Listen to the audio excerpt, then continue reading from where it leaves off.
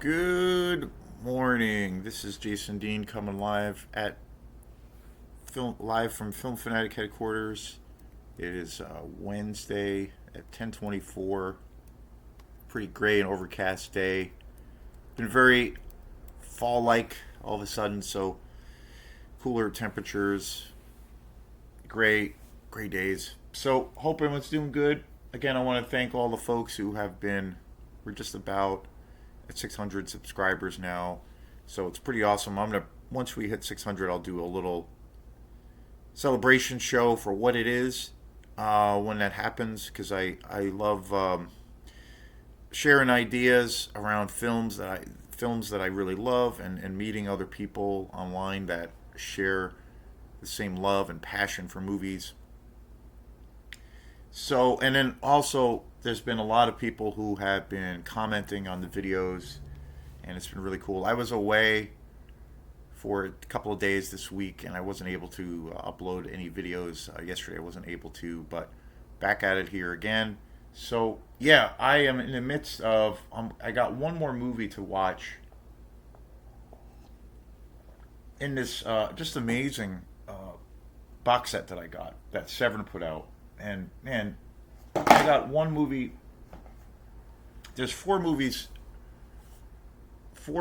all together in this collection, and that is Fear in the Philippines, the complete Blood Island films. And this package that or this box set that Severin put out is absolutely fucking awesome. That's the only way I can describe it.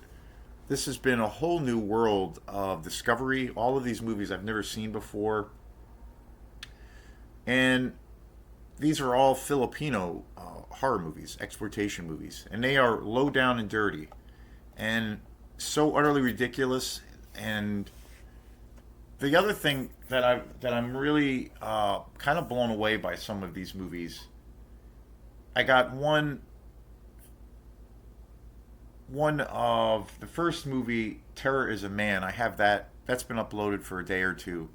And today's show is going to be on Brides of Blood. Uh, the thing that I'm so taken aback by these movies came out in the late '60s. A lot of these movies. Today's movie came out in '68, and it's amazing to me how I'm a big fan of practical effects for horror films.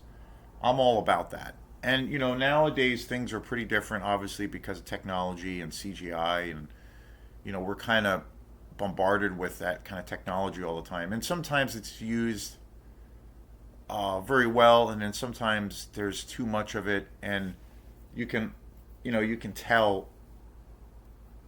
Now, when I have that experience with bad CGI, I can, to me, it's just so glaringly obvious that it's like completely artificial. But so I always go back to, I'm a, through and through practical effects guy. I love stuff when it's raw.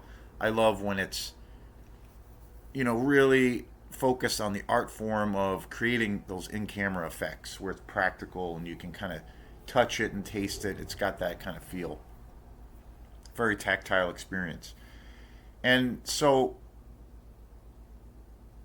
Tom Savini, of course, the legend, probably the most well known, probably the god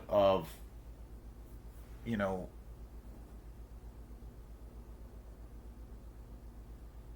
of practical effects. Of course, so many great films: The Burning, Maniac, the Friday 13th franchise.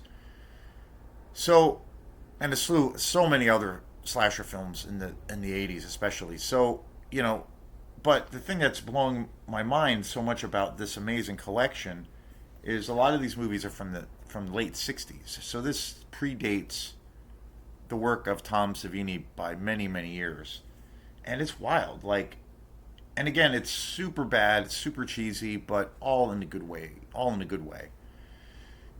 Yeah, but considering that these movies came out in the '60s, they're kind of they're super campy, super goofy, super ridiculous, but kind of deranged and super weird. And some of the films that I got one more to watch, but some of these movies, the practical effects are kind of awesome and kind of gory when you think about it. And when you see them, with body parts, decapitated heads and all the fun things that we love to see in slasher movies and horror exploitation movies.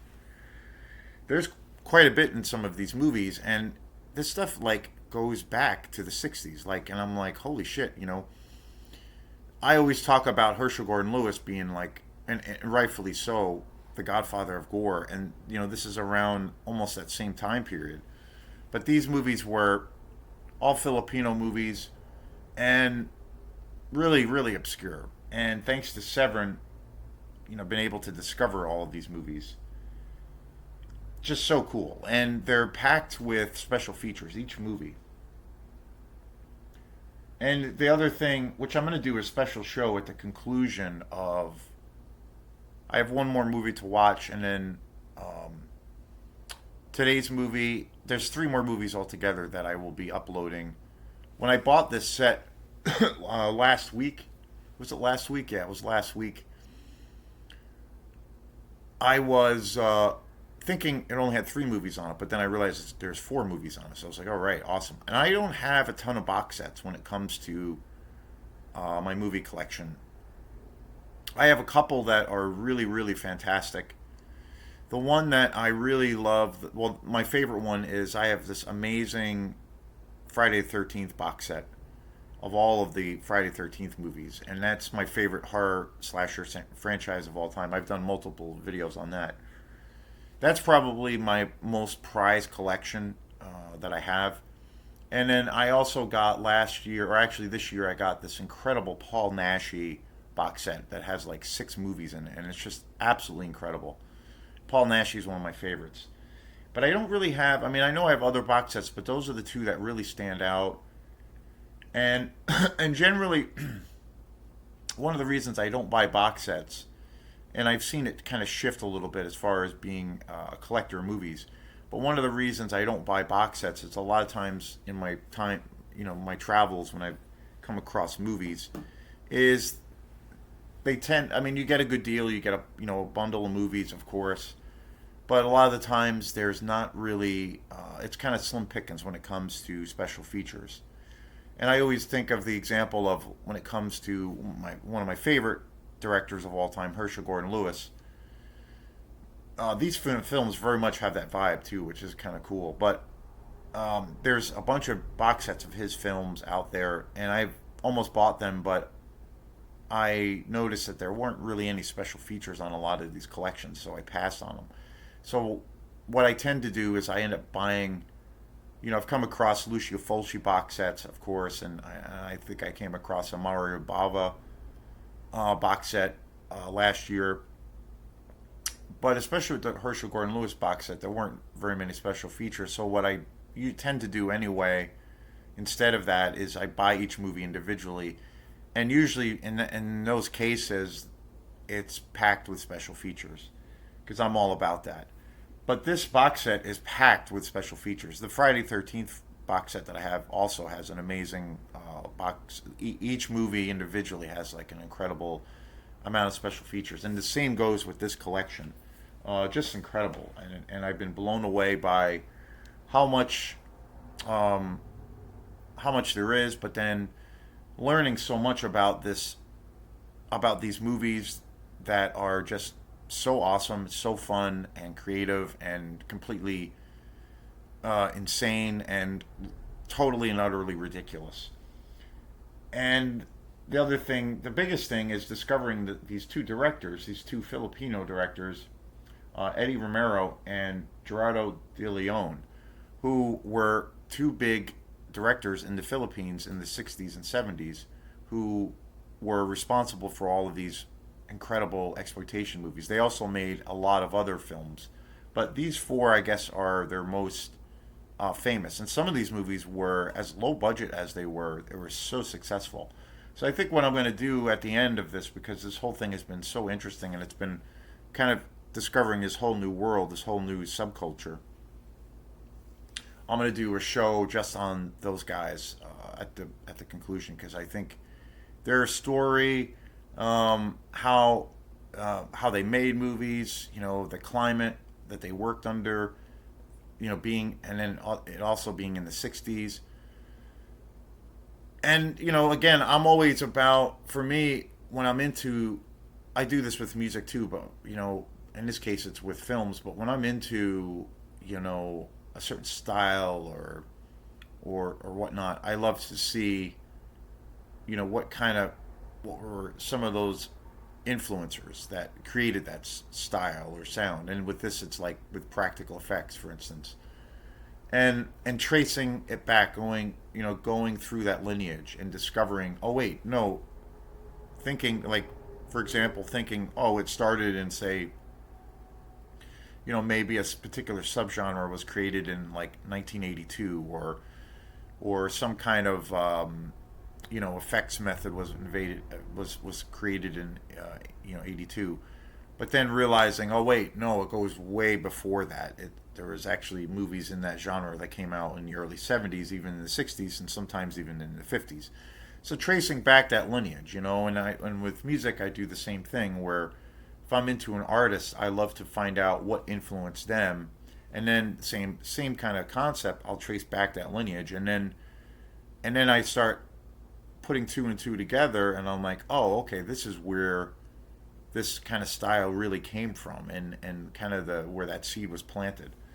So it's been really, really cool, and I'm gonna definitely do a show on these guys at the conclusion. But there's three more movies. There's one more in this set that I'm going to be watching probably tonight.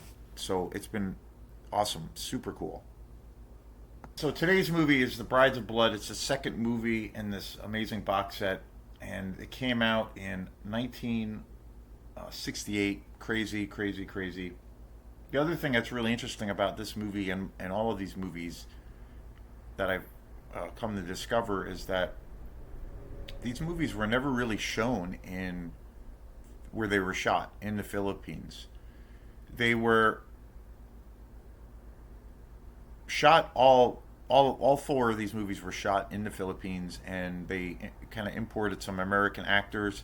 Typically, what happened was they used a couple of bigger names, but what ends up happening a lot of the times with certain actors in the world of exploitation, which is kind of always interesting to me when it comes to, say, big time American actors, where you have a lot of actors, like saying they're, well known actors, even where they're the start of their career, they got their foot in the door by doing exploitation movies, and it's usually there's a few actors out there that were became big time actors, but they were doing these very low budget films, and then they broke into Hollywood. Like some actors I can think of that was the case, or people like Kevin Bacon, or um, Bill Paxton, for instance. They went on to become superstars. And then the other case that ends up happening that I see too with American actors in regards to exploitation movies, they either it was their first kind of go of being in a film, or their career, once they were, there's a lot of examples too of actors that were